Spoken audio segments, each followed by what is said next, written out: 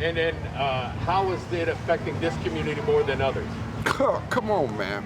I think people of color are always affected more adversely. If you look throughout history, we've been getting the most out of anybody for over 400 years. So this is only for like 4 weeks. You feel me? It's about the same, haven't changed.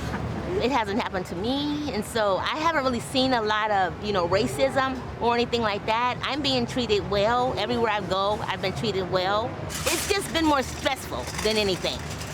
It's not affecting me because the word is written. God is sending a message. Trump is behind all of this. Him and his partners getting rich. We're the very last to be served in all areas of this whole deal, and so you have to look at it like that. All of this will come together if we come together. We have to come together and do this together. Stop the violence, stop the stressing, stop the hoarding. It's going to be okay. There's nothing nobody can do about it, so you may as well accept it. On your knees. On your knees.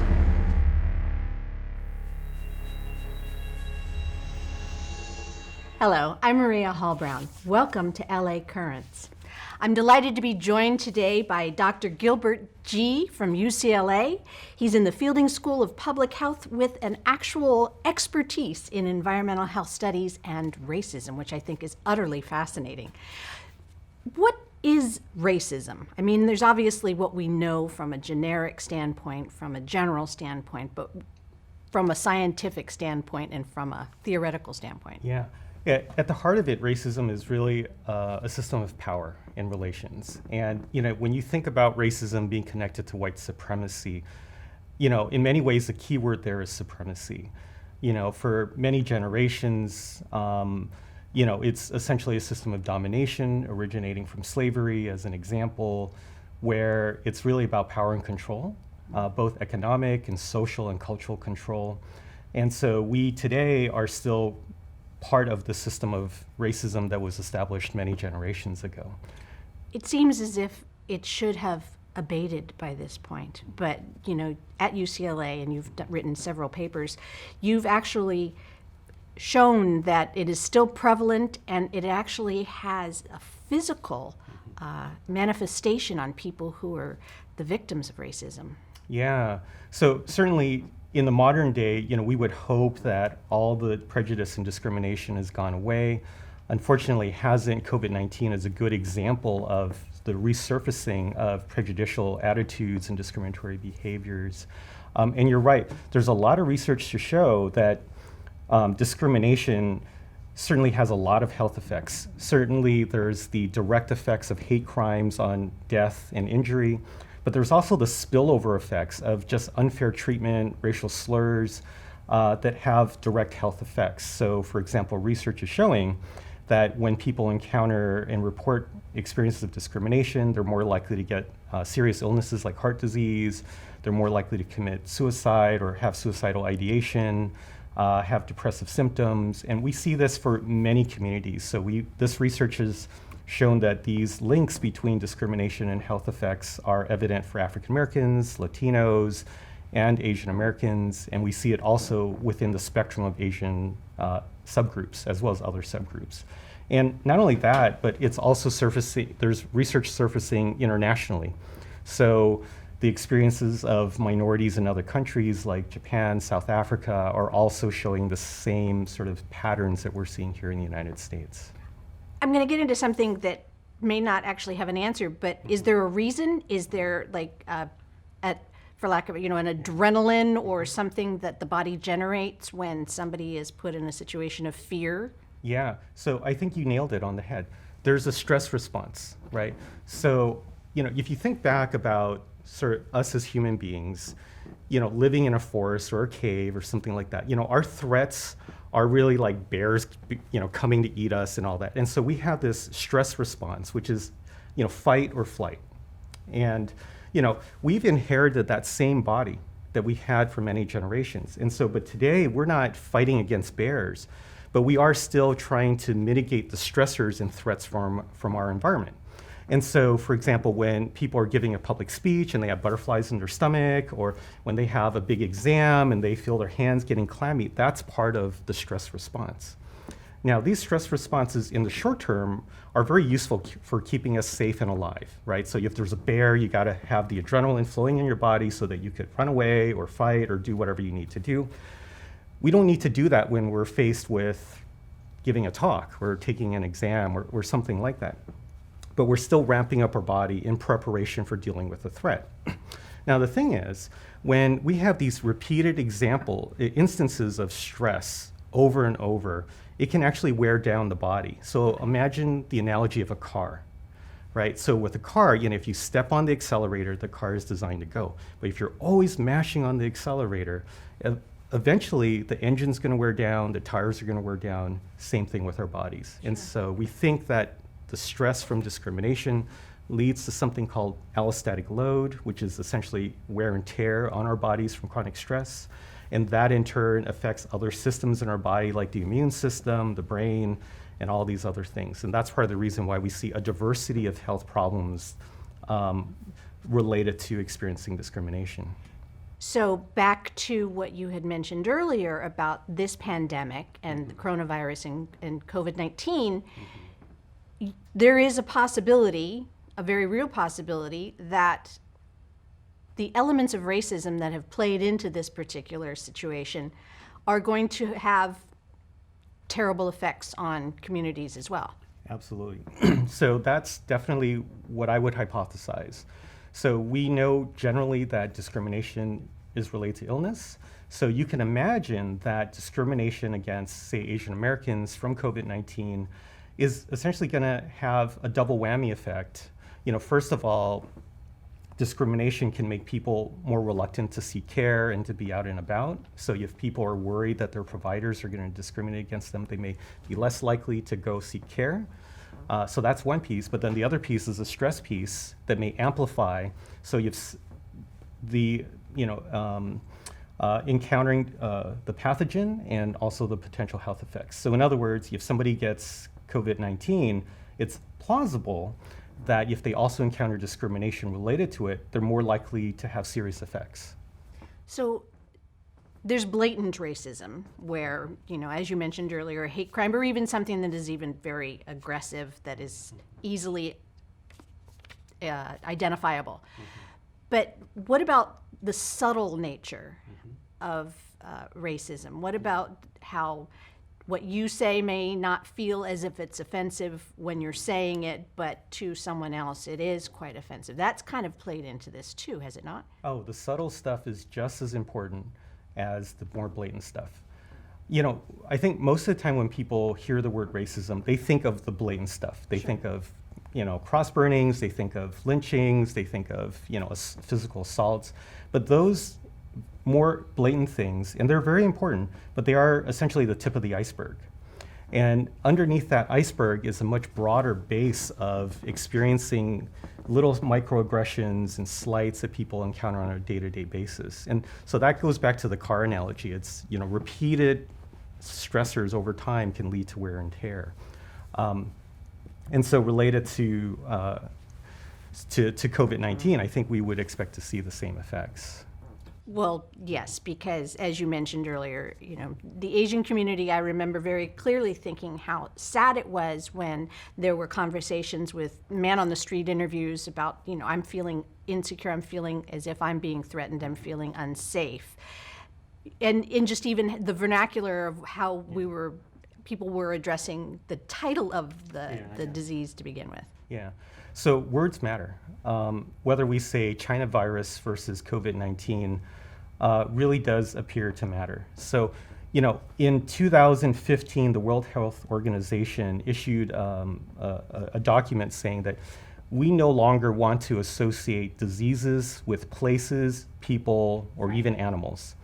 And so, a lot of times people will say, oh, well, we have the Ebola virus, which was named after a place, a river. But I think in sort of the current way of doing things, we wouldn't use the same nomenclature for the Ebola virus that we would use prior to the 2015 document. So in terms of the phrase China virus versus COVID-19, and COVID-19 is the name of the disease, that's the official name.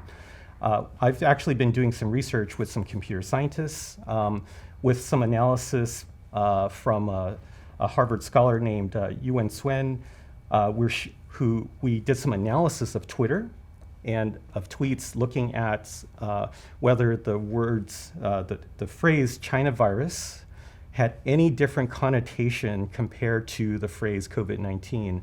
And what we found is, when tweets are associated with other hashtags, we found that there was essentially a 2.5 greater propensity to associate negative words to the phrase China virus compared to the phrase COVID-19. And we also found a temporal effect, so that if we compared the week before Trump used the phrase China virus to the week after using the phrase China virus, I forget the exact statistic, but it was something like 197% greater jump in negative anti-Asian tweets compared to prior to that period. And again, that number is is preliminary, but it was very stark and striking.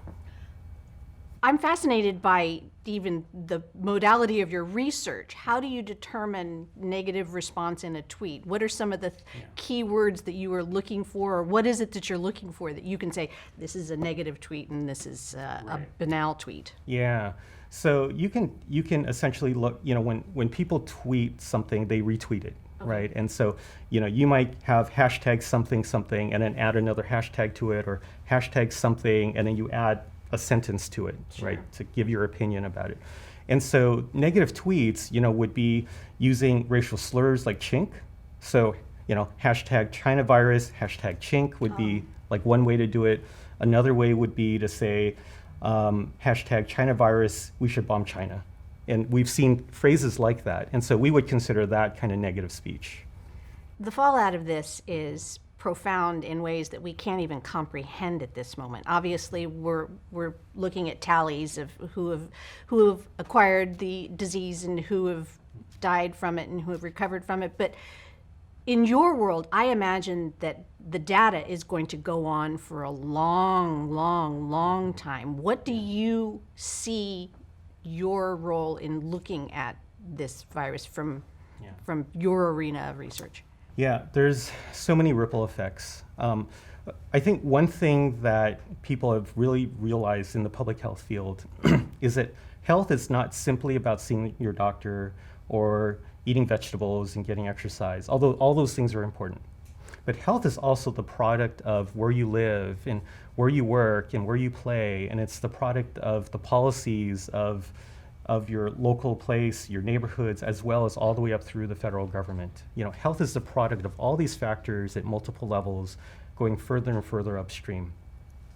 And so if you understand, for example, that people with high levels of education tend to be healthier than people with low levels of education, and we see the effects of COVID-19 on our education system, you can start to make these connections between what's happening with what's going on in school and the closing of schools, as well as sort of longer term effects on health. And I would predict that we would see more social inequalities in health as a result of COVID-19. Really? Yeah, so a widening of, for example, we typically see in the literature that, say, people with less education are sicker compared to people with more education. We might see that gap widening as a result of this, right? Because schools are disrupted, but some schools have more resources to do online learning, some schools have less. So you're going to see probably a widening of the educational divide.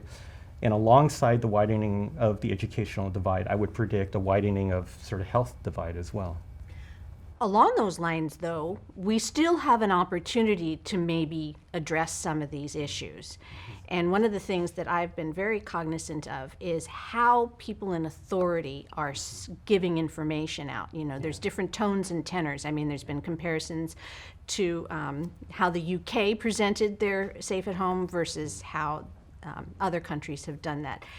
How important is it still, while we are dealing with this, to address the divides that exist just naturally before they grow and before they become incredibly problematic across the system. Yeah, so I think you mentioned two things. So one is really this communication issue.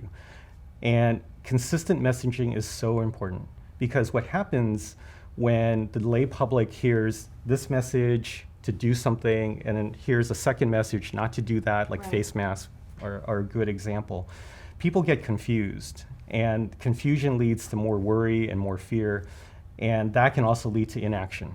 Well, I don't know what to do, and everything is going to make things worse, so I might as well just do nothing, and we're going to have to die of something anyway, so who cares? Unfortunately, those responses are not helpful and can make things worse. And so having consistent messages from all these different channels is so critically important. And that's why it's really important that, for example, say the messages coming from the school district are consistent with the messages coming from the hospital system, that are consistent coming from the mayor's office. Consistent messaging matters a lot. Otherwise, again, people end up feeling hopeless, panicked, and whatnot. So that's an important thing. The second thing is about the inequality issue, and what can we do to ensure that as we go forward, we minimize the effects on inequality. And I think it begins with, as we do planning, we plan ahead of time to mitigate and think directly about inequality. It's really a weird paradox that a lot of times our interventions that are well-meaning end up widening the gaps considerably. So I'll give you an example. There was some work by a scholar named Virginia Chang, who looked at the introduction of antihypertensive medications. Okay. And they looked at the rates of heart attacks before the introduction of these medications and after.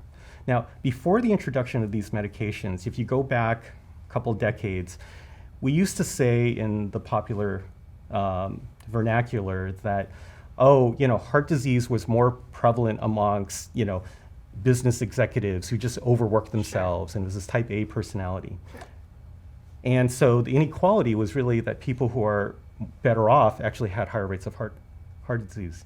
After the introduction of such medication, now it became a situation where people who are of lower class actually start to increase their rates. And what happened is, if you think about who has access to new technology.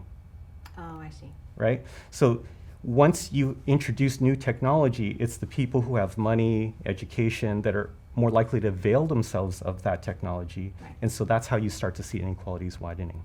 So once we start thinking about COVID-19 response and we have some mitigation effects, we need to anticipate that some of these things that are well-meaning, these social policies and programs, may, at the end of the day, widen the inequalities inadvertently because we're not thinking about it ahead of time. Well, that's the very high level view, but while we're now in the middle or the end or the wherever we are, because it changes minute by minute, as individuals, how can we be sensitive to these words, to these divides, to these concerns, so that we as people to people, make sure that we are not making things worse? Yeah, I think there's a few things we can do. I think one, is, first of all, just have a spirit of generosity. I think most people are nervous, afraid, and I think when that happens, we tend to first think about ourselves, and so that involves things like hoarding. I'm gonna just buy a bunch of face masks and just keep them at home. But think about being a little more generous with some of your basic supplies and things of that nature. And I think a kind word goes a long way. I remember going to the supermarket soon after LA announced social distancing matters, and they didn't start to implement all the policies in the supermarkets. I felt so bad for the grocery store workers because they're trying to stock things and try to run the cash register, and people are just being mean to them. And that's unnecessary. I mean, these are people doing their job, and we need them to do their job, and we should be thankful rather than chew them out because the lines are long. So I think some kindness goes a long way. At the same time, as we think about the policies that we're going to entertain for the long term, we want to think about ourselves as a community. We want to think that what is the best policy response that we can have for, say, the city of LA as a whole, or for our state as a whole, or for the country as a whole, rather than what's really best for me or for my family or my specific community.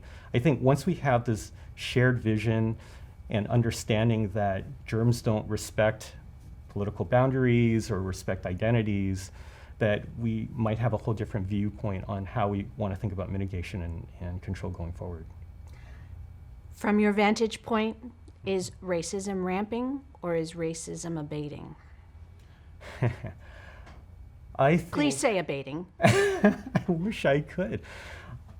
I think we've had this underlying structure of racism that has never gone away. What happens, though, is that diseases give people opportunities to express their hidden prejudices. Oh. Yeah. And this is not the first time. I mean, with SARS, we saw discrimination against Asians as well. There was some evidence of discrimination against, African American people with the advent of Ebola. I remember reading the New York Times soon after 9/11. And there was this article in the New York Times. It was very interesting because it was about how people were talking about looking at other people. So there were some quotes from the New York Times article. And it's been a while, but it was something like this. Like somebody was saying, I would be afraid to sit next to an Arab-looking person on the airplane. Wouldn't you? Now, what was instructive about that? And if you go back to that period of 9/11, it was kind of at this moment when people were saying, oh, this is a post-racial society and race relations are getting better. But what 9/11 did was it gave permission for people to say, yeah, I'm kind of afraid of this other person who looks Middle Eastern or who looks Arab. And so I think these moments of crisis allow people permission to express their hidden prejudices when normally they might just censor themselves. But now it's kind of like, yeah, I'm a little afraid of that type of person. Aren't you as well? And then people start to, reinforce one another, and then it becomes more socially acceptable. Yeah, that subtle nature that we were talking about earlier, things that you don't think are blatant but do have that underlying. And also, I know that there is that issue of I need to blame somebody for something. I mean, you spoke about power in racism, but there's also the I need to make this someone else's responsibility in order to explain it to myself. Yeah. So, we're living in turbulent times, and people want some sense of normalcy and control. It's a basic fundamental human need to have some control over their lives. And the problem is with something like this, where your world is turned topsy-turvy, there's not a lot of control. The one thing you can do that's comforting to some is to find scapegoats and victim blame. And so we start to blame other people. Yeah, it's not our fault. It's not because our public health infrastructure is underdeveloped and underfunded. It's because of these other people and their bad behaviors in this other government and all those kinds of things. And it's easy and comforting, and it gives us this feeling of illusionary control to do this victim blaming. And for some people, it's a way to vent their frustrations by committing a hate crime against another person. But at the end of the day, these are counterproductive. They don't actually solve the problems and the fundamental root causes of what we're facing. What we're facing here is really an issue that our public health infrastructure is not where we would want it to be. Mm-hmm. The United States spends more on healthcare than any other country in the world, but our health indicators are actually not really good. Like in terms of infant mortality and life expectancy, I don't think we make it in the top 20 compared to other nations of our economic strata. And so that says something about we're not doing a good enough job of just having basic public health infrastructure, and we need more of that. It's a terrible thing to say, as I rationalize what I'm about to say, but maybe this is an opportunity for us to become more clear and more aware of these disparities that we weren't necessarily paying attention to before. And you have a fascinating field of study, but I hope that your field of study will have to go away. I totally agree with you. Yeah. Yeah. So I'm hopefully in the business of putting myself out of business. Okay. Well, I really want to thank you for illuminating me and everyone on these fascinating and sad and important subjects. And hopefully on the other side of this, it will not be as critical as it feels right now. I agree 100%. All right. Thank you so much, Dr. Thank you. Gee. My regular job, of course, was affected, so I had to go out and, you do different things, delivering groceries, working for Amazon, all the little bitty jobs that you can get. I'm doing anything I can to make sure that I'm consistently putting some income in my house because I don't know how long this is going to last or when I'll be back in my regular job. We're going to find out what we can and cannot, what we can do without and what we can't do without. Listen to the news. Follow the rules. This is going to be the new way of living, the new world, the new normal.